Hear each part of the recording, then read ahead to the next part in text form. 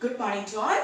Welcome to Bosco Campus Vision. This is Asha SP, Assistant Professor of PG Department of Commerce. So we are on the next session of Income Tax Law and Practice. We are dealing with the fifth module, Income from Other Sources. So in the last class we have discussed about the definition of the term dividend as well as the taxation of dividend and the taxation of casual income. Today we are going to deal with the topic interest on securities. So as we all know that interest on securities is taxable under the head income from other sources. As we all know that it is taxable under the head income from other sources. അപ്പോൾ നമ്മൾ ആ interest on security അറിയുന്നത് അപ്പോൾ നമ്മൾ ഒരു കാര്യം നിങ്ങൾ ഓർക്കണം. What do you mean by interest on security? നമ്മൾ സെക്യൂരിറ്റീസിൽ ഇൻവെസ്റ്റ് ചെയ്താൽ ആ ഇൻവെസ്റ്റ്മെന്റ് കിട്ടുന്ന എമൗണ്ട് നമ്മൾ എന്തിനായിരിക്കും ഒരിടത്ത് ഇൻവെസ്റ്റ് ചെയ്യുന്നത്, അതിൽ നിന്ന് കിട്ടുന്ന റിട്ടേൺ കിട്ടാൻ വേണ്ടിയിട്ടായിരിക്കും നമ്മൾ ഒരിടത്ത് ഇൻവെസ്റ്റ് ചെയ്യുന്നത്. ആ പെർട്ടിക്കുലർ എമൗണ്ടിന് അല്ലെങ്കിൽ നമുക്ക് കിട്ടുന്ന ഇൻട്രസ്റ്റിനാണ് നമ്മൾ ടാക്സ് അടയ്ക്കുന്നത് at the rate of 10%. So the rate of tax on security, interest on securities is 10%. നമ്മൾ പറഞ്ഞു what is the rate of tax on cash income? It is 30%. Interest on securities അത് 10% ആണ്. So നമ്മൾ interest on സെക്യൂരിറ്റീസിന്റെ മുമ്പിൽ പോകുമ്പോൾ അതിന് മുമ്പ് we just look into what do you mean by a security? So security is a document issued by a creditor or possessed by a creditor as an acknowledgement of debt. ഇപ്പം നമ്മൾ loan എടുക്കുന്നു, okay, അപ്പം നമ്മൾ ചില properties pledge ചെയ്തിട്ടായിരിക്കും loan എടുക്കുന്നത്, അതൊരു സെക്യൂരിറ്റിയാണ് അല്ലെ. അതുപോലെ തന്നെ ഇവിടെ നമുക്ക് കടം കിട്ടാൻ വേണ്ടിയിട്ട് നമ്മൾ കൊടുക്കുന്ന അല്ലെങ്കിൽ നമ്മൾ ഇൻവെസ്റ്റ് ചെയ്യുന്നതിന് മുമ്പായിട്ട് നമ്മൾ കൊടുക്കുന്ന ഒരു ഡോക്യുമെന്റിനെയാണ് നമ്മൾ എന്തെന്ന് വിളിക്കുന്നത്, സെക്യൂരിറ്റി.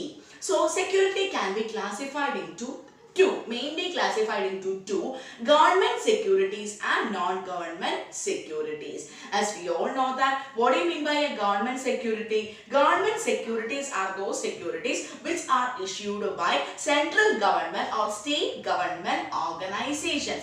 Central government അല്ലെങ്കിൽ സ്റ്റേറ്റ് ഗവൺമെന്റ് ഓർഗനൈസേഷൻസ് ഇഷ്യൂ ചെയ്യുന്ന സെക്യൂരിറ്റി ആണ് നമ്മൾ എന്തെന്ന് വിളിക്കുന്നത്, ഗവൺമെന്റ് സെക്യൂരിറ്റി. നോർമലി നമ്മൾ ഗവൺമെന്റ് സെക്യൂരിറ്റീസിൽ ഇൻവെസ്റ്റ് ചെയ്താൽ it is exempted from tax. അതിൽ നിന്ന് കിട്ടുന്ന ഇൻട്രസ്റ്റിന് നമ്മൾ എന്തടക്കേണ്ട, ടാക്സ് അടയ്ക്കേണ്ട. So interest from government securities is exempted from tax. അതൊരു ഇമ്പോർട്ടന്റ് പോയിന്റ് ആണ്.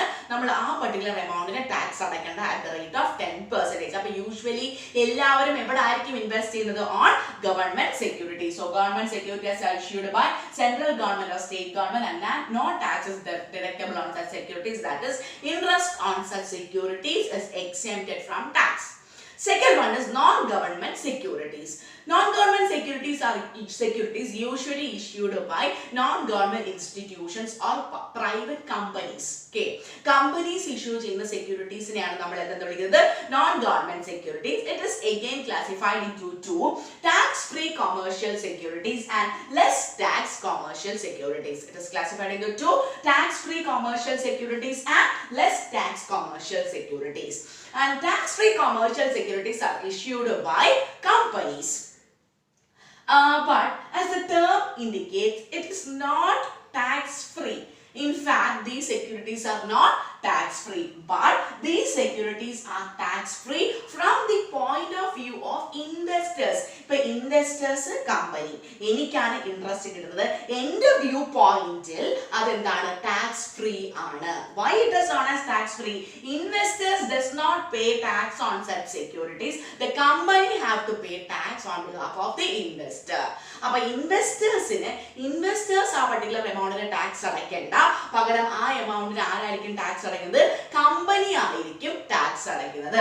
While computing the income of investor, the gross amount is included. For example, അത് നമുക്ക് ഡീറ്റെയിലായിട്ട് പിന്നെ പറയാം, എന്നാലും ഞാൻ ജസ്റ്റ് പറയാണ്.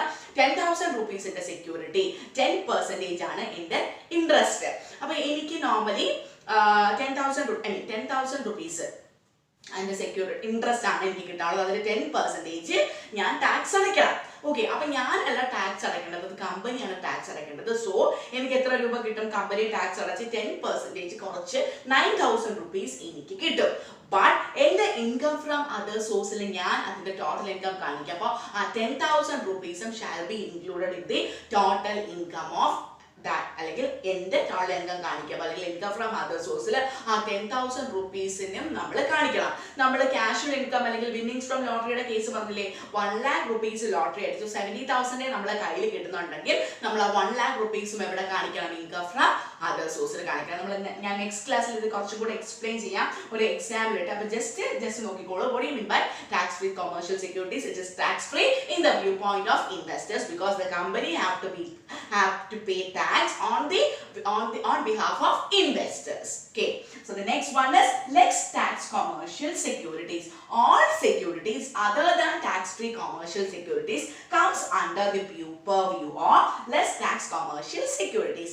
Why is known as less tax means before making payment of interest. അതായത് എന്തുകൊണ്ടാണ് ഇതിനെ ലെസ് ടാക്സ് എന്ന് പറയുന്നത്? കമ്പനി എനിക്ക് ഇൻട്രസ്റ്റ് തരുന്നതിന് മുമ്പ് ആ 10% ഓഫ് ടാക്സ് TDS ആയിട്ട്, അതിനാണ് നമ്മൾ ടാക്സ് റിലേറ്റഡ് സോഴ്സ് എന്ന് വിളിക്കുന്നത്. TDS ആയിട്ട് കമ്പനി ഗവൺമെന്റിൽ ഇൻവെസ്റ്റ് ചെയ്യണം, അല്ലെങ്കിൽ ആ ഗവൺമെന്റിന് ആ 10% ഓഫ് എമൗണ്ട് ടാക്സ് കമ്പനി അടച്ചെങ്കിൽ മാത്രമേ എനിക്ക് ആ പെർട്ടിക്കുലർ എമൗണ്ട് തരാൻ പറ്റൂ. സോ അതിനെയാണ് ഞാൻ എന്താ വിളിക്കുന്നത്, ലെസ് ടാക്സ് കൊമേഴ്ഷ്യൽ സെക്യൂരിറ്റീസ്. ഈ മൂന്നിൻ്റെയും ടാക്സ് ട്രീറ്റ്മെന്റ് 3 തരത്തിലാണ് നമ്മൾ ചെയ്യുന്നത്. അപ്പോൾ ഞാനിത് നെക്സ്റ്റ് ക്ലാസ്സിൽ എക്സ്പ്ലെയിൻ ചെയ്യാം. The tax treatment of interest on securities. അപ്പോൾ നിങ്ങൾ എഴുതുമ്പോൾ ഈ ടാക്സ് ക്ലാസിഫൈഡ് into 2 എന്ന് തന്നെ എഴുതുക, ഗവൺമെന്റ് നോൺ ഗവൺമെന്റ്. ഗവൺമെന്റിലാണ് ഗവൺമെന്റ് സെക്യൂരിറ്റീസ് ഇതാണ്, നോൺ ഗവൺമെന്റ് ആണ് ഇത് രണ്ടും. Tax free commercial securities and less tax commercial securities. So that's all about today's session. This is Asha SP signing off from Bosco Campus Vision.